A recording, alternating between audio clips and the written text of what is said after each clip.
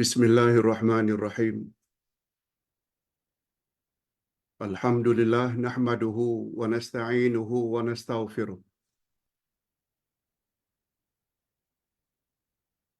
Wa na'udzu billahi min shururi anfusina wa min sayyiati a'malina. Man yahdihillahu fala mudilla lahu wa man yudlil fala hadiya lahu. Asyhadu an la ilaha illallah wahdahu la syarika lah wa asyhadu anna Muhammadan abduhu wa rasuluh la nabiyya ba'dah.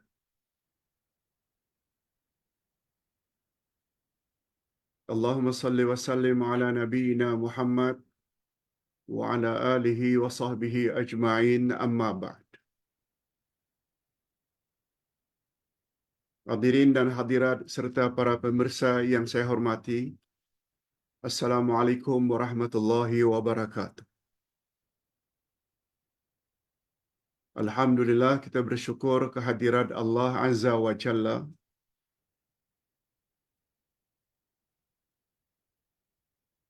Berkat taufiknya kita dapat meneruskan lagi kuliah duha kita pada hari Ahad ini.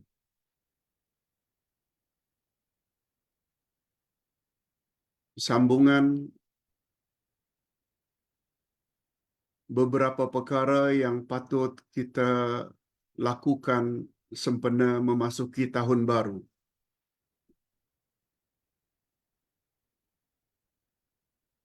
Yang pertama, kalau kita ingin menjadi orang yang lebih baik,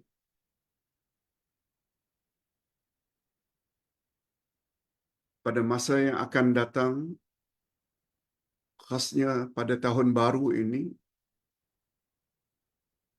pertama sekali kita mesti tadabbur Al-Quran.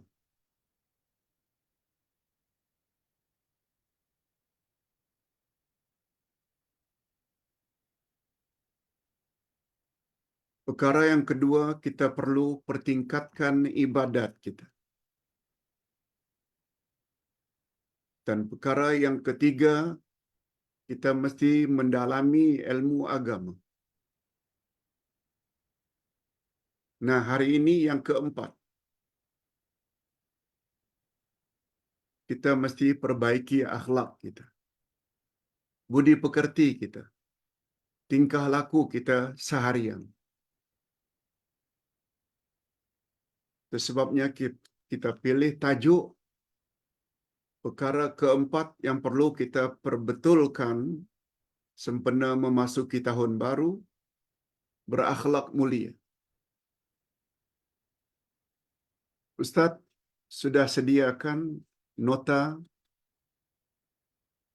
4 muka surat A4 dan Ustaz sudah kirimkan pembahasan tentang akhlak. Sebenarnya sangat luas. Cuma sempena memasuki tahun baru, Ustaz akan sebut secara ringkas. Antara lain, Islam dan akhlak. Sampai di mana Islam mengutamakan faktor akhlak selain akidah dan ibadat.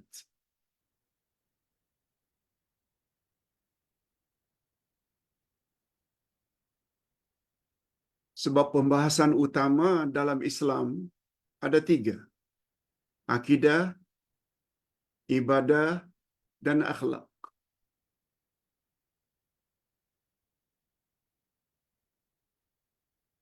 Di mana letaknya akhlak itu, Pak Ustaz? Sebab dalam rukun Islam yang 5, disebut akidah. Itu rukun yang pertama. Asyhadu an la ilaha illallah wa asyhadu anna Muhammadar Rasulullah. Itu akhlak. Yang kedua, ketiga, keempat, kelima, salat, puasa, zakat, dan haji. Itu ibadat. timbul pertanyaan, di mana faktor akhlak Pak Ustaz dalam rukun Islam? Nanti kita akan bahas. Itu pembahasan tentang Islam dan akhlak. Yang kedua, apa makna akhlak?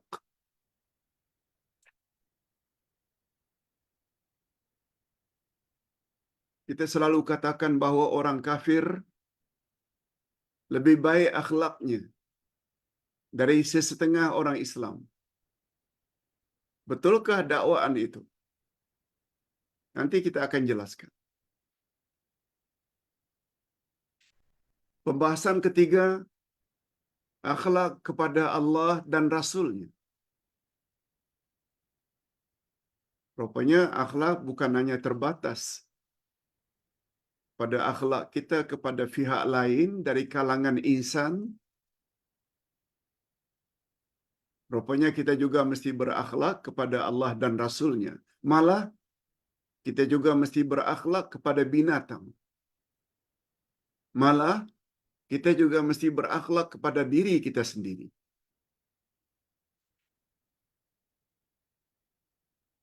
Nah, bila ditanya apa makna berakhlak kepada Allah, ada 3 perkara. Nanti kita akan perjelaskan.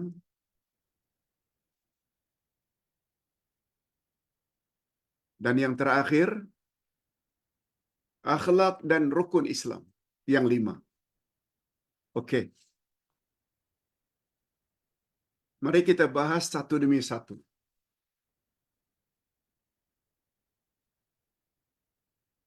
Ustaz yakin para jemaah sudah baca dan print pun tadi malam lagi. Sebab Ustaz sudah kirim petang semalam. Ada jemaah memberitahu, saya sudah print Pak Ustaz. Dan baca. Alhamdulillah. Itu sebabnya Ustaz akan jelaskan secara bebas berdasarkan apa yang Ustaz tulis. Rupanya hadirin dan hadirat, akhlak sangat mustahak, sangat penting dalam Islam.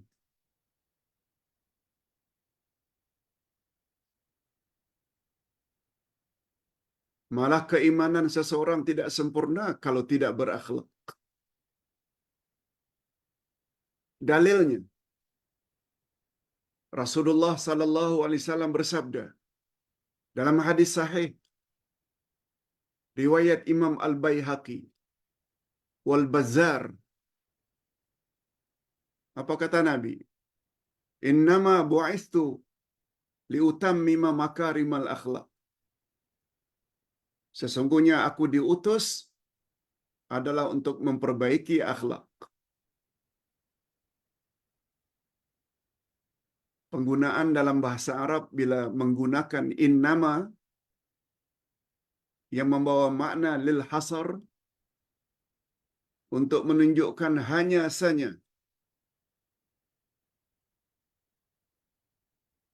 Sebagaimana innamal mu'minuna ikhwah. Sesungguhnya orang beriman itu bersaudara. Oleh sebab itu, bila orang-orang Islam tidak bersaudara dengan sesama Muslim, rosak imannya. Bukan orang yang beriman. Bila ada orang Islam boleh berbaik-baik, rangkul-rangkulan dengan orang kafir, tapi tidak terhadap orang Islam, itu bukan orang Islam yang baik akidahnya. Orang Islam yang tidak baik imannya. Itu penggunaan innamal a'mal, innamal mu'minuna ikhwah. Maknanya, antara iman dengan persaudaraan, dua yang tak boleh pisah.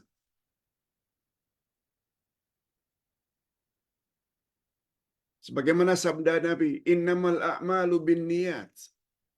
Sesungguhnya amal diterima itu berdasarkan niat. Dengan menggunakan innama, maknanya amal apa saja tanpa niat Allah tak akan terima. Dengan kata lain, antara iman, antara amal dengan niat yang ikhlas, dua yang tak boleh pisah. Macam itulah kalau Nabi gunakan innama bu'ithu liutammima makarimal akhlak. Sesungguhnya aku ini diutus oleh Allah kepada kamu untuk memperbaiki akhlakmu. Hati-hati muslim, muslimat yang tidak berakhlak mulia. Banyak salat, banyak puasa, banyak zakat, haji umrah berkali-kali. Tapi tidak baik dengan ibu bapa. Tidak baik dengan adik-beradik. Tidak berteguran. Besar kemungkinan ibadatnya akan sia-sia. Itu maksudnya.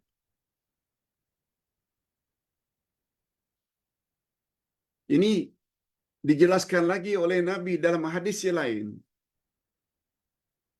Akmalul mu'minina imanan ahsanuhum khuluqa. Hadis Hasan Sahih, riwayat Imam At-Tirmizi.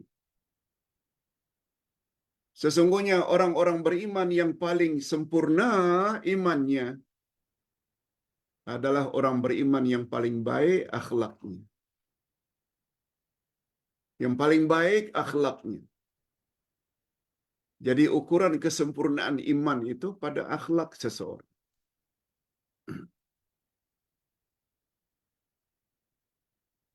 Nanti kita akan jelaskan apa makna akhlak. Jadi kesimpulan dari dua hadis di atas, tujuan utama Rasulullah sallallahu alaihi wasallam diutus oleh Allah adalah untuk memperbaiki akhlak umat. Apa kaitannya Ustaz akhlak dengan iman? Nanti kita akan jelaskan. Yang kedua, kesempurnaan iman seseorang sangat tergantung sampai di mana akhlaknya.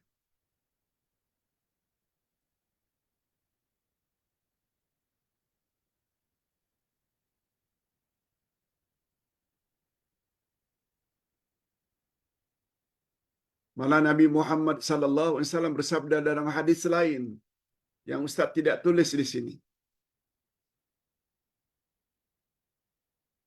Asqalu ma yuzanu bil abdi yaumal qiyamah at-taqwa wa husnul khuluq. Sesuatu yang paling memberatkan dalam timbangan kebaikanmu pada hari kiamat nanti, takwa dan akhlak yang mulia.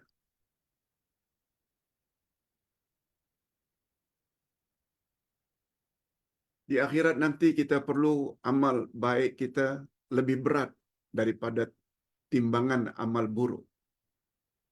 Sebagaimana firman Allah dalam surat Al-Qari'ah. A'udzubillahi minasyaitonir rajim. Fa amma man thaqulat mawazinuhu fahuwa fi 'ishatir radiyah.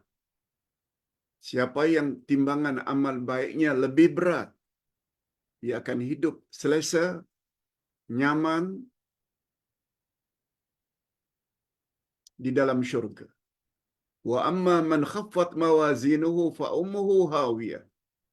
Siapa yang lebih ringan timbangan amal baiknya, tempatnya hawiyah, yaitu api yang bernyala-nyala, neraka.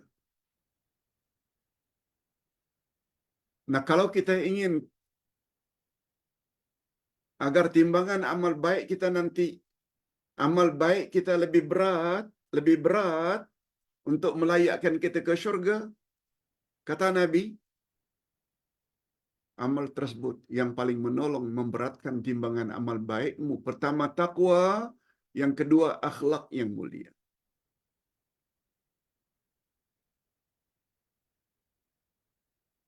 Itu sebabnya jangan terlalu bangga. Andai kata banyak salat, banyak puasa, banyak zakat, haji, umrah berkali-kali,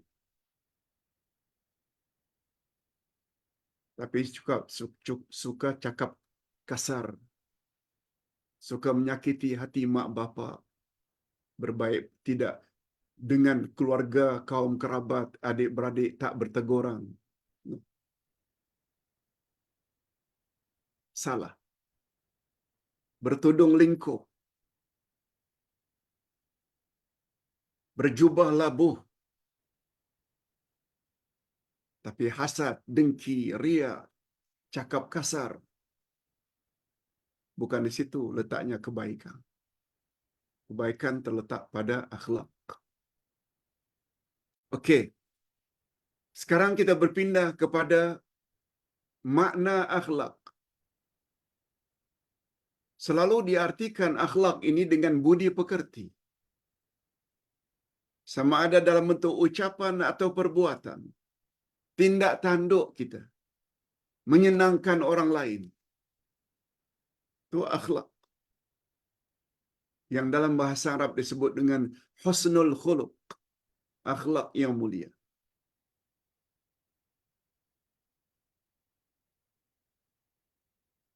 Akhlak selalu diterjemahkan dengan budi pekerti. Atau tindak tanduk. Atau sikap yang baik kepada pihak lain. Akhlak kita kepada ibu bapa, akhlak kita kepada jiran tetangga, akhlak kita kepada saudara mara, dan lain-lain. Itu yang diartikan dengan akhlak.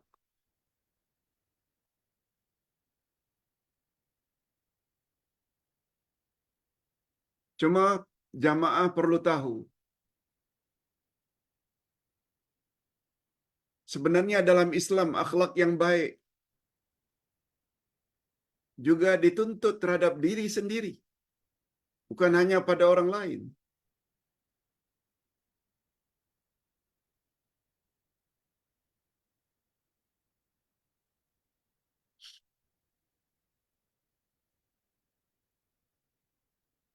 Apa contohnya akhlak kepada diri sendiri?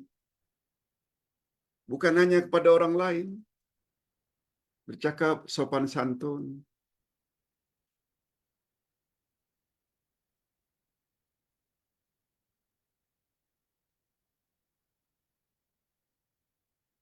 Akhlak terhadap diri sendiri yang paling penting, tobat.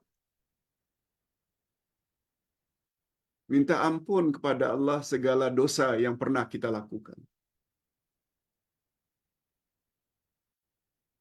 Bila ditanya mengapa Pak Ustaz, tobat adalah akhlak terhadap diri sendiri yang paling utama. Hadirin dan hadirat, bila minum arak, bila berjudi, bila berzina,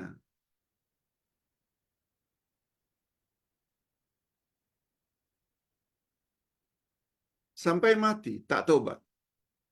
Betul tak? Itu bermakna kita telah menempatkan diri kita ini ke dalam neraka. Betul tak? Nah, sekarang kita tobat dari itu semua. Betul tak sikap kita selama ini yang mengasari ibu bapa? Yang akhirnya membuat Allah murka. Sebab kata Nabi, reda Allah padamu sangat tergantung sampai di mana reda ibu bapakmu padamu. Maknanya, kalau ibu bapak sampai marah, akhirnya mereka tak reda, itu bermakna Allah juga tidak reda kepada kita. Nah, sekarang kita tobat. Dari minum arak, berjudi, berzina, durhaka pada mak bapak, kita tobat. Minta ampun pada Allah. Bukankah dengan bertobat atau minta ampun pada Allah, diri kita yang pada asalnya akan dihumban dalam api neraka, betul tak akhirnya tak jadi dihumban? Itu maknanya kita telah menolong diri kita sendiri.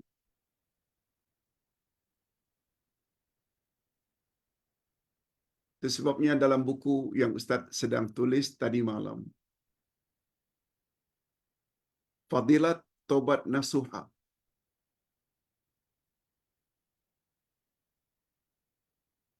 Kelebihan tobat nasuha. Orang yang pada asalnya layak dihumban dalam api yang bernyala-nyala, akhirnya selamat Karena apa? Karena tobatnya. Itu maksudnya. Termasuk juga akhlak mulia terhadap diri sendiri, mujahadah, bersungguh-sungguh. Seperti kesungguhan bapa-bapa dan ibu-ibu serta para pemirsa attend kelas, walaupun online, seperti ini.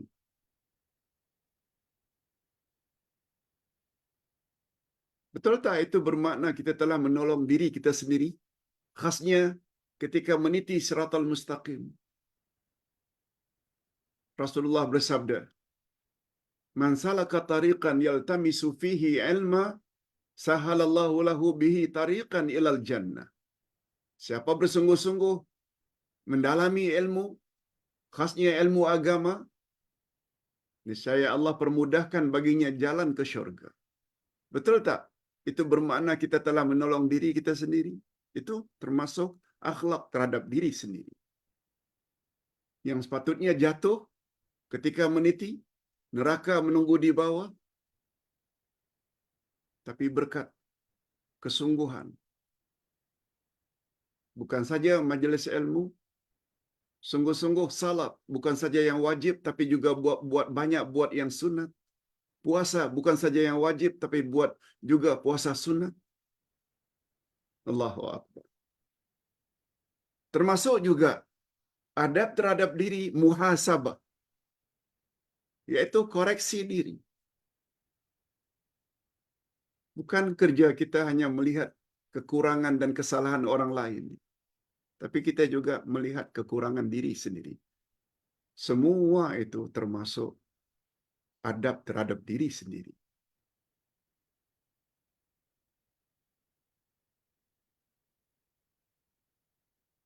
Sebab dengan berbuat demikian bermakna kita akan berbuat baik kepada diri sendiri, sehingga kita terhindar daripada siksaan Allah di akhirat nanti. Itu maksudnya. Okey. Malahan hadirin dan hadirat, akhlak yang mulia bukan hanya terbatas kepada sesama makhluk. Akhlak terhadap ibu bapa, akhlak terhadap kaum kerabat, akhlak terhadap diri sendiri. Malah akhlak juga dituntut kepada makhluk lain, bukan manusia. Seperti berakhlak kepada binatang. Barangkali kita pernah dengar seorang wanita jahat, mohon maaf, seorang wanita pelacur pernah terserempak dengan anjing yang mengeluarkan lidahnya, tak mampu berjalan karena kehausan.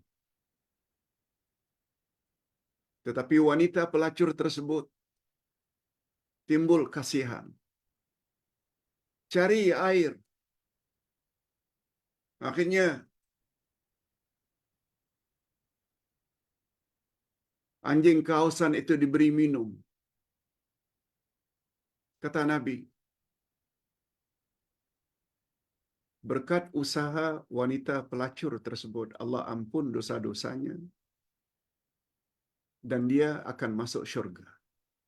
Lihat,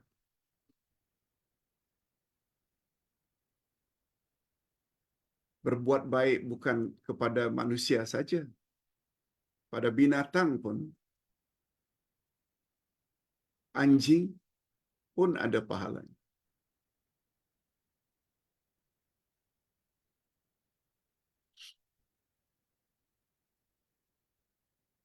Hadirin dan hadirat, begitu juga sebaliknya.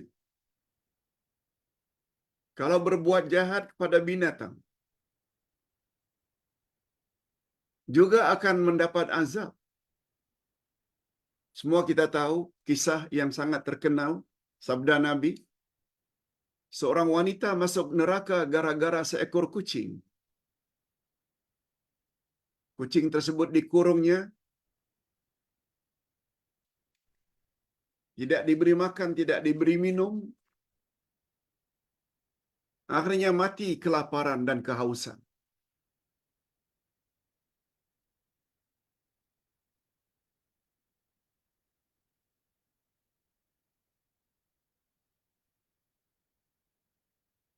Wanita tersebut akhirnya dimasukkan ke dalam neraka karena berbuat zalim terhadap kucing. Nah, bayangkan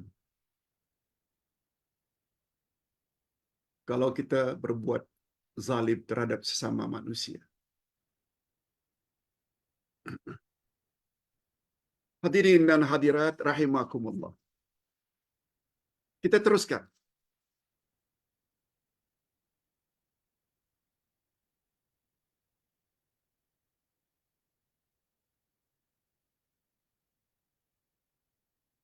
Sungguh banyak dalil dari hadis Nabi sallallahu alaihi wasallam. Sungguh banyak dalil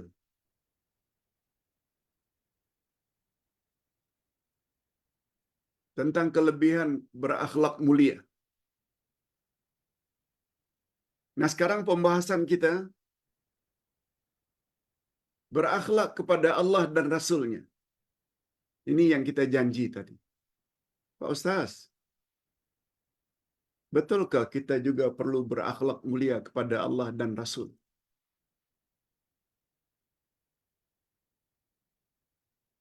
Hadirin dan hadirat serta para pemirsa yang saya hormati.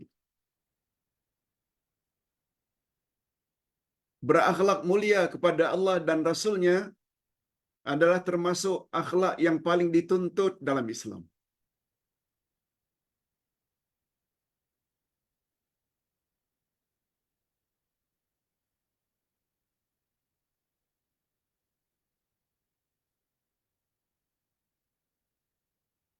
Pak Ustaz, terus terang saja, saya baru tahu kita juga mesti berakhlak mulia kepada Allah dan Rasul. Ada dalil tak Pak Ustaz? Tanya dalil. Ustaz tak marah. Dan begitu sepatutnya. Islam agama dalil. Saya tak pernah dengar pun Pak Ustaz.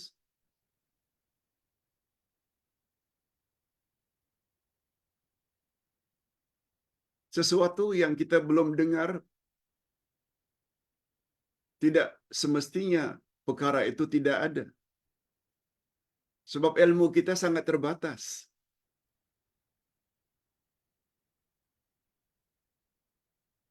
Sebagaimana yang Ustaz pernah sebut, memasukkan ilmu ke dalam minda tak sama dengan memasukkan sampah ke dalam tong sampah. Bila masukkan sampah dalam tong sampah ada limitnya. Tak boleh lagi masuk. Tapi kata Sayyidina Ali radhiyallahu anhu, ilmu bila masuk ke dalam minda, semakin dimasuk, semakin terasa kosong.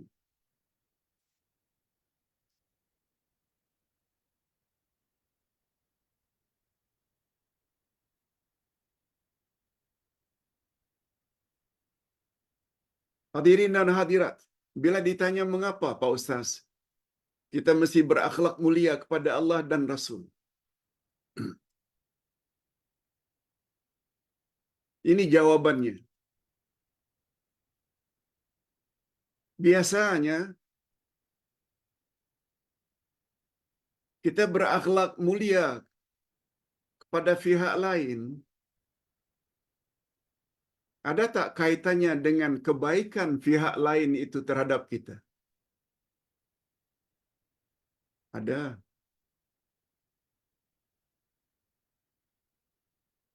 Mengapa kita berakhlak mulia kepada ibu bapa? Ada tak kaitannya dengan maklumat, pengetahuan kita? Begitu banyak kebaikan yang ibu bapa beri pada kita.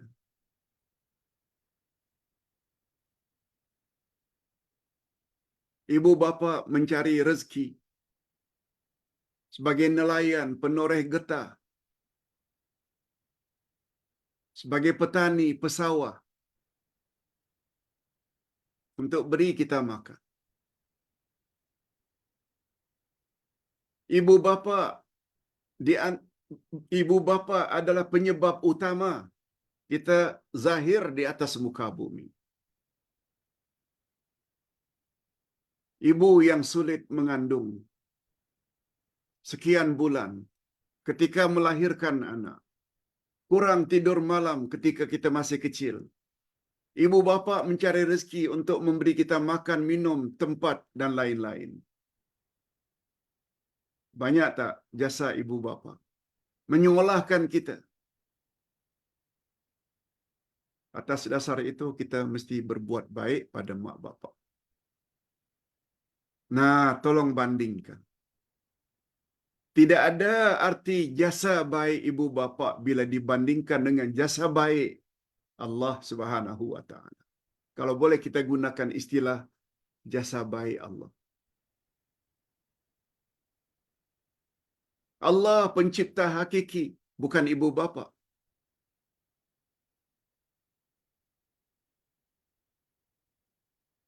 Yang kita sebut dengan nikmatul ijad. Nikmat mengadakan kita dari tidak ada menjadi ada. Mak bapa hanya penyebab saja. Dah kahwin, bergaul, akhirnya hamil. Kita bukan dicipta oleh mak bapa. Pencipta hakiki adalah Allah. Yang beri makan, minum, tempat bukan mak bapa. Secara hakiki. Mak bapa hanya menyalurkan saja. Rezeki itu datang daripada Allah. Yang disebut dengan nikmatul imdad. Makanan, minuman, oksigen, air, tempat. Nikmatul imdad.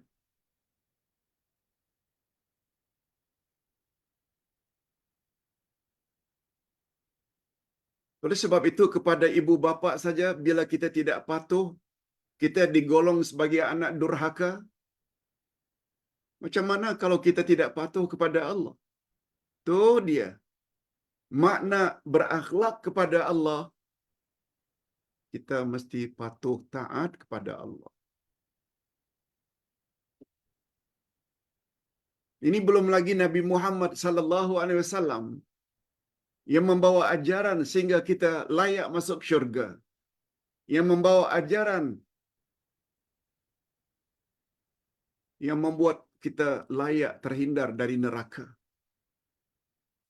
Tidak banyakkah jasa Nabi Muhammad sallallahu alaihi wasallam melebihi dari jasa mak bapa?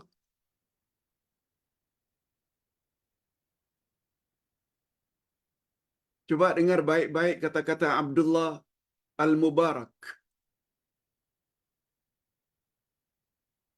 Ustaz cukup terkesan dengan kata-kata Abdullah Al-Mubarak. Apa kata beliau? Membandingkan antara ibu bapa dengan muallim, murabbi, mursyid, guru. Apa kata Abdullah Al-Mubarak?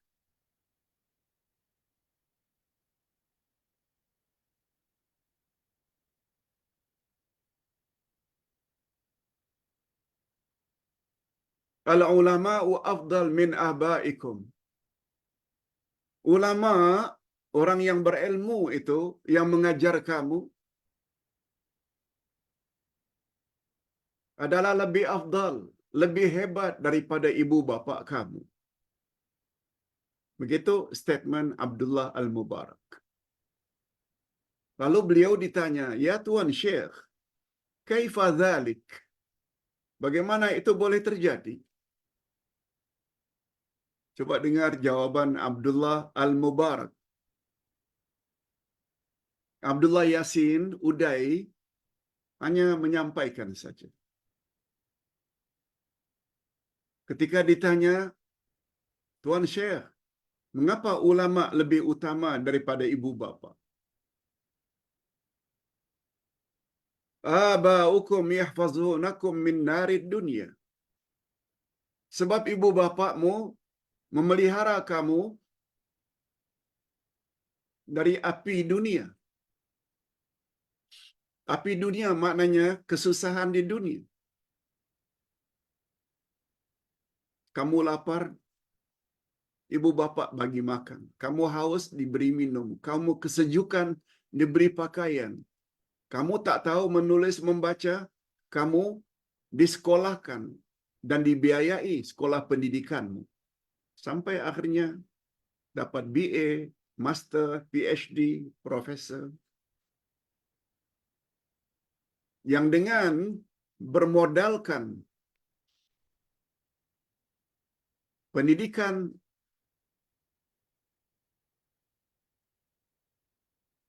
berkat bantuan ibu bapa, akhirnya kita terhindar daripada kelaparan.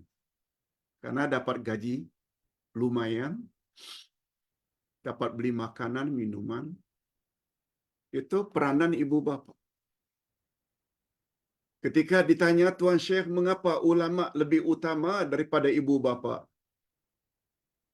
Beliau jawab, ibu bapakmu berjasa menyelamatkan kamu dari api dunia. Api dunia maknanya kesusahan dunia.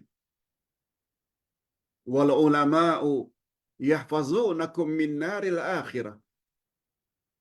Sedangkan ulama pula, murabbi, muallim, mereka berperanan menyelamatkan kamu dari api neraka. Diajarnya akidah yang betul, jangan buat syirik, khurafat. Diajarnya cara ibadat yang betul, jangan buat bid'ah. Diajarnya akhlak-akhlak yang mulia, seperti pelajaran hari ini. Ulama yang ajar. Betul tak itu semua adalah modal utama untuk terhindar dari api neraka?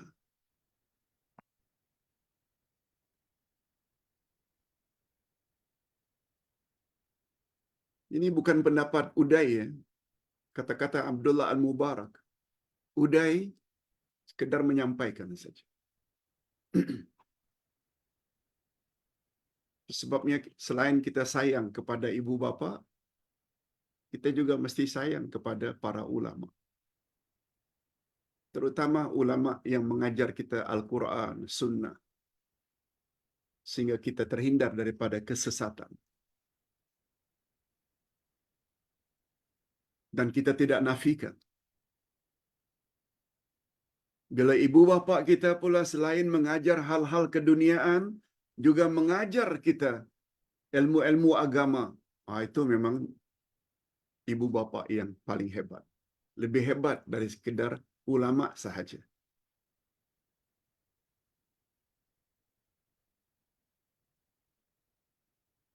Itu sebabnya hadirin dan hadirat, pertanyaan yang Ustaz sebut pada mukaddimah tadi, betulkah Pak Ustaz, komen sesetengah orang, orang kafir itu lebih baiklah akhlaknya daripada sesetengah orang Islam. Dia suka menderma, bercakap baik, sopan santun, jaga ibu bapa mereka dengan baik. Tapi dia kafir.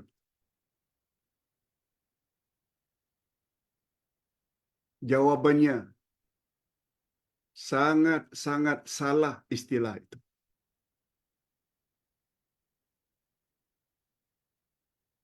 Maaf cakap kalau Ustaz katakan bahawa orang kafirlah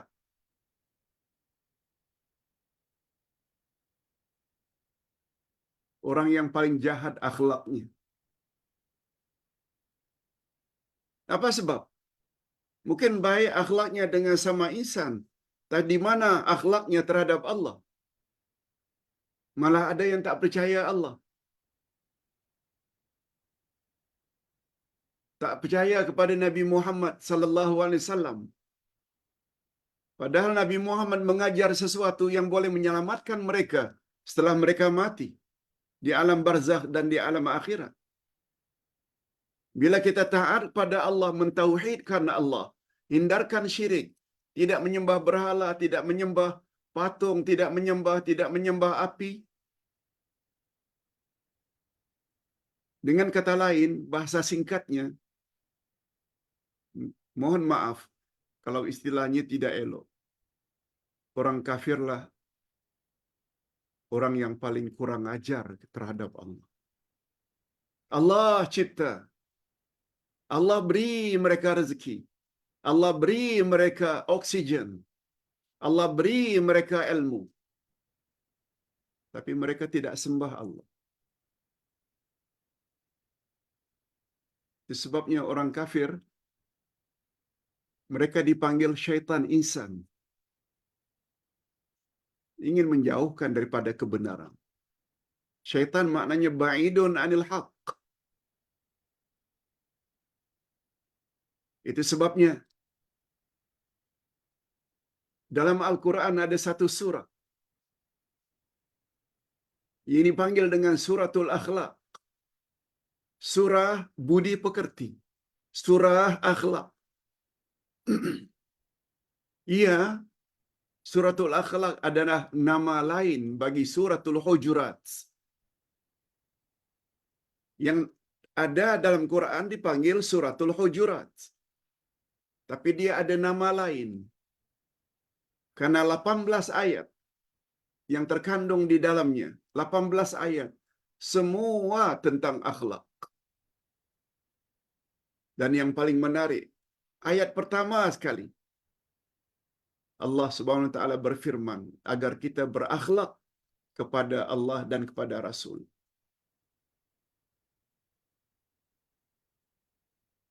Ya ayyuhalladzina amanu la tuqaddimu baina yadayillahi wa rasulih wattaqullaha innallaha sami'un alim.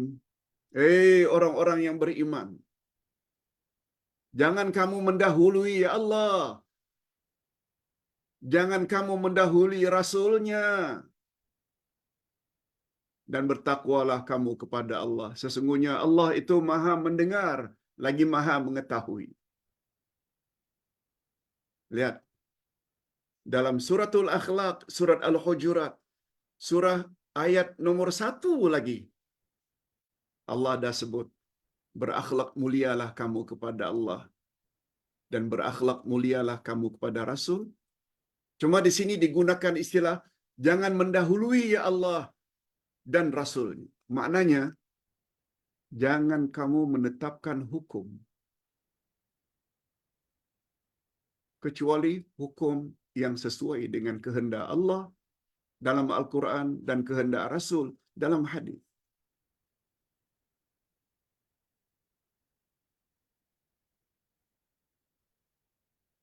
Di mana akhlak ini ada pada orang kafir?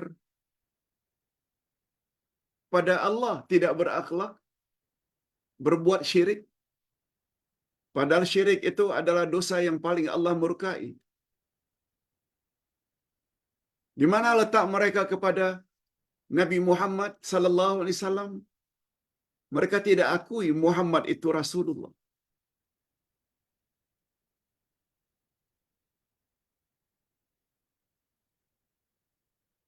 Bila kita faham makna ini, dapatlah kita kesimpulan.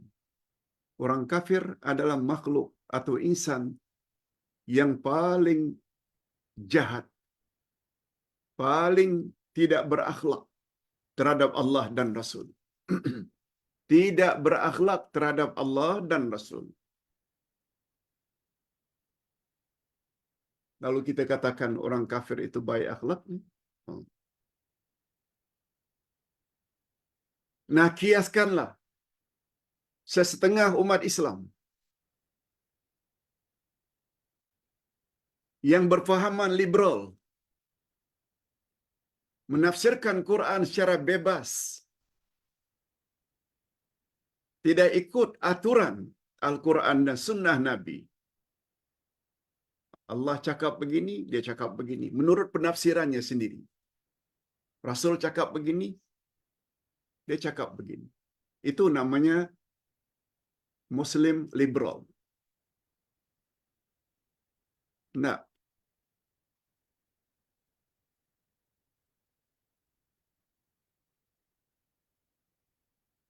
Itu sebabnya hatta dalam bab politik kita dah bahas dah beberapa nota yang Ustaz edarkan, siasah syar'iyah, politik dalam Islam.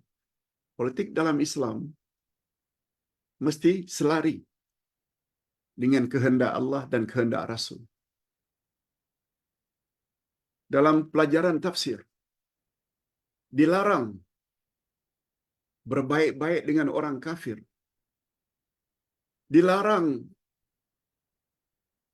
menjadikan orang kafir itu teman kepercayaan. Mengangkat mereka jadi pemimpin. Quran. Bukan ustaz yang cakap, Allah yang cakap. Jadi sebelum kita mati, itu sebabnya untuk menjadi muslim-muslimat yang baik setahun-tahun yang akan datang, tadabbur Quran dulu. Baru pertingkatkan ibadat. Dalami ilmu agama. Dan yang keempat, berakhlak mulia. Akhlak mulia ini termasuk yang paling utama, ranking tertinggi. Berakhlak kepada Allah dan berakhlak kepada Rasul. Bila Allah dan Rasul kita tidak mau ikut, kita akan terjatuh dalam kesesatan. Lihat ayat 36 dari surat Al-Ahzab. Ustaz dah sebut beberapa kali. Ustaz ulang sekali lagi. Wa ma kana limu'minin wa la mu'minatin idza qadallahu wa rasuluhu amra ay yakuna lahumul khiyaratu min amrihim. Tidak berhak orang beriman laki-laki, sebagaimana juga tidak berhak orang beriman wanita, apabila Allah telah tetapkan satu-satu ketentuan hukum dan Rasul tetapkan satu-satu ketentuan hukum, lalu dia pilih hukum yang lain. Tak mau ikut cakap Allah, tak mau ikut cakap Rasul. Itu maksudnya. Tak berhak. Kemudian apa kata Allah pada penghujung ayat? Subhanallah. Na'udzubillah min dzalik. Allah berfirman, "Wa may ya'sillaha wa rasulah faqad dhalla dhalalan mubina." Barang siapa yang ingkar terhadap hukum hakam Allah dan Rasulnya, maka jatuhlah dia ke dalam kesesatan yang nyata.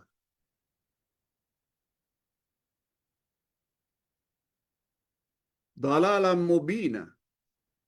Dalal, sesat. Mubina, nyata, clear. Itu sebabnya Ustaz punya istilah, untuk jadi orang yang sesat, tak semestinya masuk ajaran sesat.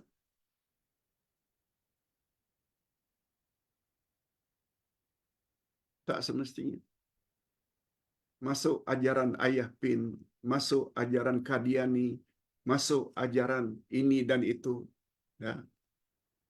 Mengaku saja Ahlus Sunnah wal Jamaah. Mengaku. Tapi ketetapan Allah dan Rasul, kita pusing ke lain. Allah kata lain, kita kata lain. Mengaku pula diri liberal, bebas, sesat.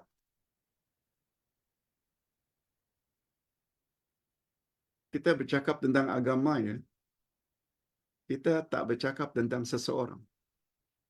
Nah, kias-kiaskan. Kalau ada anak-anak, saudara mara, abang adik, kaum kerabat yang punya pemikiran seperti itu, sila nasihat. Kirim video ini.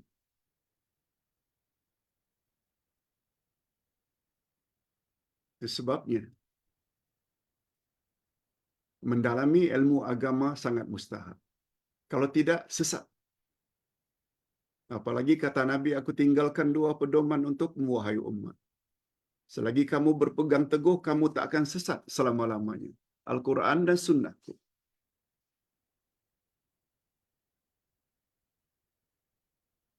Nah, sekarang kita berpindah kepada maksud berakhlak kepada Allah. Di sini ada 3 perkara utama baru kita dikatakan telah berakhlak kepada Allah.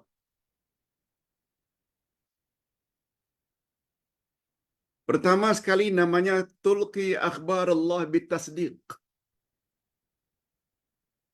Kita membenarkan segala perkhabaran daripada Allah. Maksudnya apa saja yang Allah firmankan dalam Quran, benarkan saja. Jangan ragu-ragu. Ada syurga, ada neraka.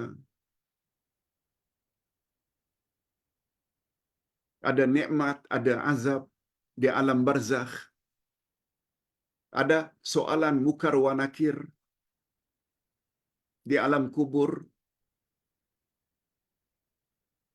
Ada timbang menimbang amalan, ada titian siratal mustaqim. Benarkan saja. Jangan ragu. Allah berfirman, "Wa man asdaqu minallahi haditsa." Siapakah yang lebih benar? Siapakah yang lebih benar perkataannya daripada perkataan Allah?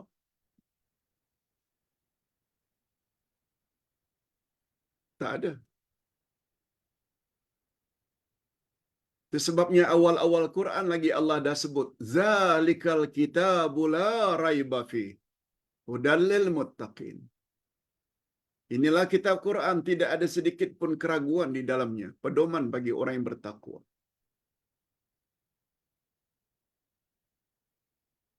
Begitu juga apa yang disampaikan oleh Nabi. Hadis sahih riwayat Imam Bukhari. Semua kita tahu hadis ini. Apabila lalat masuk dalam minumanmu, hendaklah kamu tenggelamkan lalat itu. Sebab satu sayap lalat mengandung racun, dan satu lagi sayap lalat itu mengandung penawar obat. Dah celup, tenggelamkan dalam minuman kita, lalu kita buang. Air itu boleh diminum. Nabi yang cakap. Hadis sahih riwayat Imam Bukhari. Sebab mentaati Rasul sama dengan mentaati Allah. Sebab baginda Rasul tidak ada cakap berikut hawa nafsu. Ayat 3 dan 4 surat An-Najmi. "Wa ma yantiqu 'anil hawa in huwa illa wahyu yuha." Tidaklah Nabi bercakap berdasarkan hawa nafsunya. Semua percakapan Nabi adalah benar belaka. Pertama, benarkan. Lebih-lebih tentang Isra' Mi'raj. Walaupun macam tak masuk akal, tapi itu tidak mustahil bagi kerja Allah. Yang kedua, makna akhlak terhadap Allah. Tulqi ahkamahu bitanfidh wa tatbiq. Kita laksanakan hukum Allah dalam kehidupan.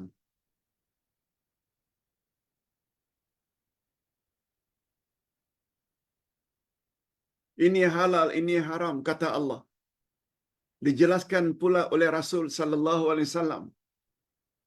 Hukum hakam Allah itu jangan kita robah-robah. Bersikap saja sami'na wa ata'na. Kami dengar dan kami taati.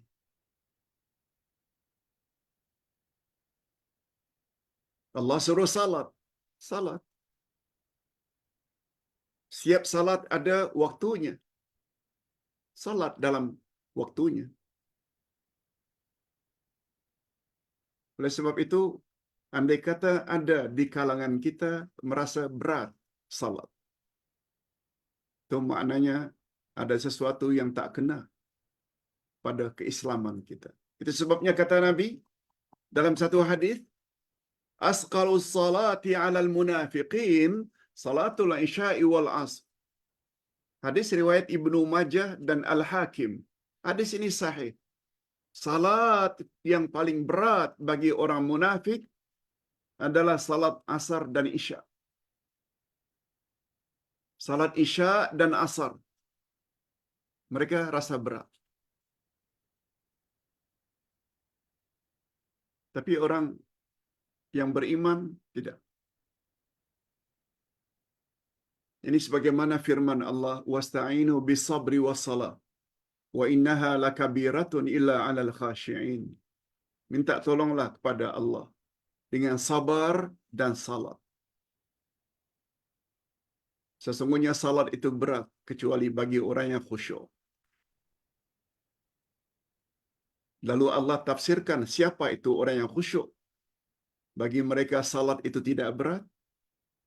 Alladzina yazunnuna annahum mulaqu rabbihim wa annahum ilaihi raji'un. Yaitu orang yang benar-benar yakin mereka akan kembali ke pangkuan Allah nanti setelah mati. Dan kepada Allah lah mereka akan kembali untuk dibalasi, diberi ganjaran terhadap amal baik mereka dan siksaan apabila mereka tidak tobat. Bagi orang yang khusyuk, salat itu tidak berat bagi mereka. Itu maksudnya. Dan yang terakhir, yang ketiga,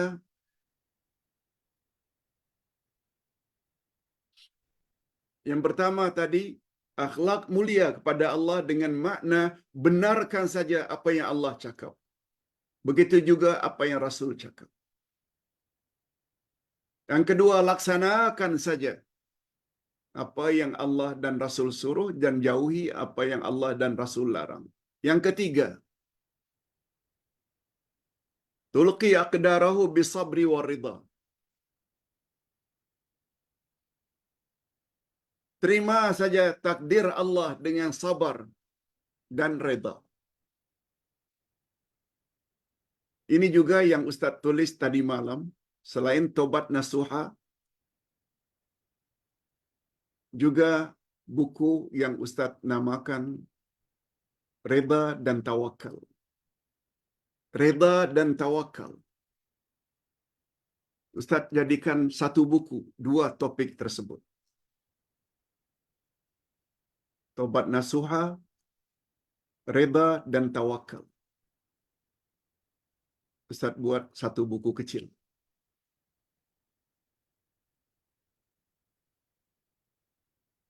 Hadirin dan hadirat semua kita tahu,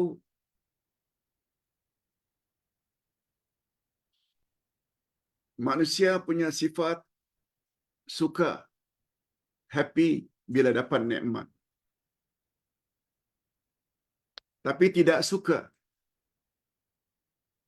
bila ditimpa musibah. Macam mana cara kita bukan hanya gembira dan bersyukur bila dapat nikmat, tapi kita juga dapat terima ujian Allah seperti sakit, kemiskinan hidup, kefakiran. Jawabnya, kita hendaklah ada sifat sabar dan redha.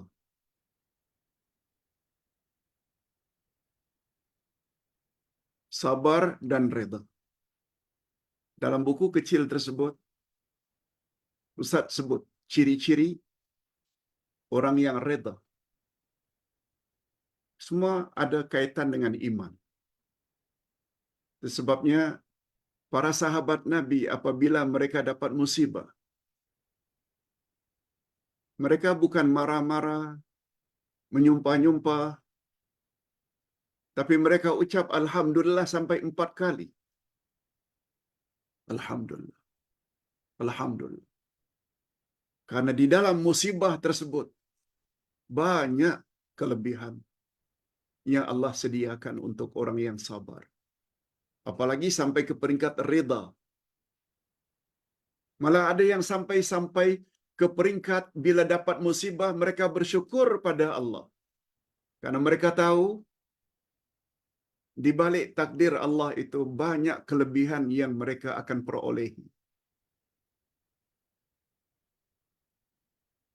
Innallaha ma'as sabirin. Allah bersama dengan orang-orang yang sabar. Maknanya Allah akan tolong. Ganjaran yang Allah akan bagi terhadap orang yang sabar melebihi dari segala-galanya. Sampai ada yang mengatakan mereka masuk syurga tanpa hisab. Allahu Akbar. Sila baca buku tersebut nanti. Nah, terakhir,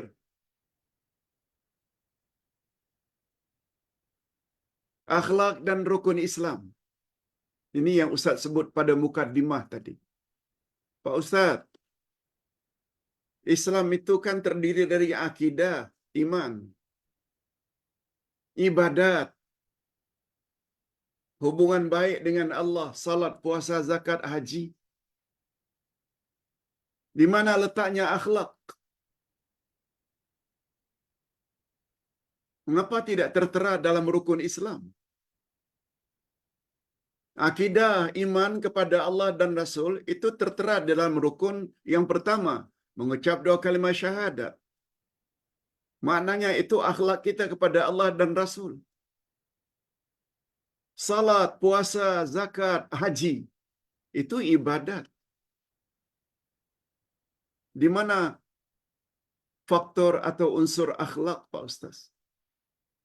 Jawabnya, unsur akhlak tersirat di dalam semua rukun. Dua kalimat syahadat itu akhlak kita kepada Allah dan Rasul. Asyhadu an la ilaha illallah wa asyhadu anna Muhammadar Rasulullah. Bukankah itu bermakna kita berakhlak kepada Allah, taat pada Allah, wa asyhadu anna Muhammadar Rasulullah, taat kepada Rasul? Itulah yang ditunjuki oleh ayat 1 surat Akhlak tadi. Ya ayyuhalladzina amanu la tuqaddimu baina yadayillahi wa rasulih. Orang-orang yang beriman, jangan kamu mendahului Allah dan Rasul. Maknanya, jangan buat ketetapan hukum bercanggah dengan ketetapan hukum dari Allah dan Rasul. Itu dia kemuncak akhlak terhadap Allah dan Rasul. Salat, puasa, zakat dan haji. Hadirin dan hadirat, semuanya menjadi penyebab kita memiliki akhlak yang mulia. Ustaz tak sempat nak tulis di sini. Tapi silakan catat ayat 45 surat Al-Ankabut pada bahagian ini. Allah Subhanahu wa taala berfirman, "Aqimis salah."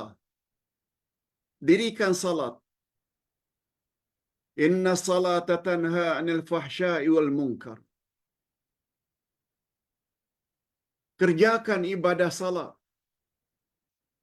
Sesungguhnya salat dapat mencegah kamu dari perbuatan keji dan mungkar.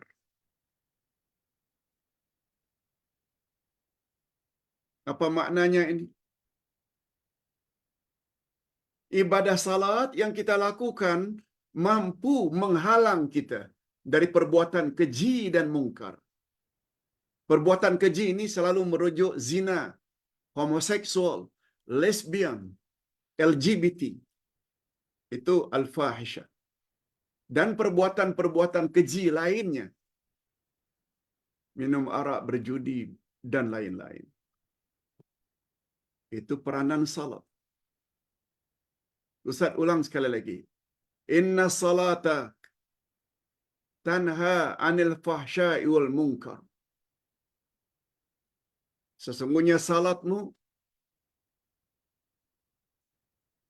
mampu membuat kamu jadi benci terhadap fahsya, perbuatan keji, zina, homoseksual, lesbian, dan salatmu juga berperanan menjauhkan kamu daripada perkara-perkara mungkar lainnya. Durhaka pada mak bapa, tidak berteguran dengan sesama muslim, bermusuh-musuhan. Itu peranan salat. Itu janji Allah. Ini belum lagi puasa. Dengan puasa membuat kita kasihan kepada orang miskin. Ini belum lagi zakat. Menolong orang-orang yang kurang bernasib baik. Ini belum lagi haji dan umrah dengan memakai ihram. Kita di mata Tuhan sama rata. Kita pemimpin ke rakyat biasa, kita kaya ke kita miskin, semuanya memakai pakaian yang sama. Semua itu mengandung unsur akhlak. Cuma timbul pertanyaan, mengapa Pak Ustaz?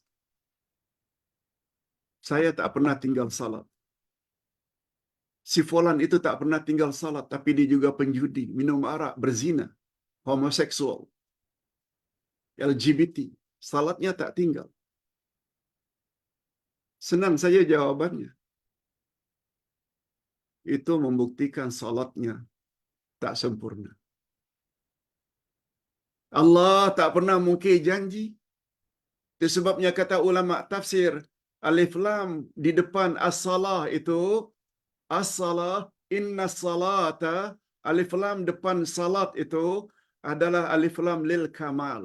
Lil kamal maknanya hanya salat yang sempurna saja yang dapat mencegah orang tersebut dari perbuatan keji dan mungkar. Maknanya, kalau salat tak tinggal, tapi mengumpat juga, dedah aurat juga, buat syirik juga, khurafat juga, maknanya dalam salatnya ada something wrong. Ada yang tak kena, ada yang tak betul. Malah barangkali bukan something wrong, many thing wrong. Sudahlah buat syirik yang boleh menjejaskan tauhidnya, ikhlasnya pada Allah, buat bid'ah pula lagi dalam salatnya, tidak ikut sunnah Nabi dalam beribadat. Na'udzubillah min dzalik.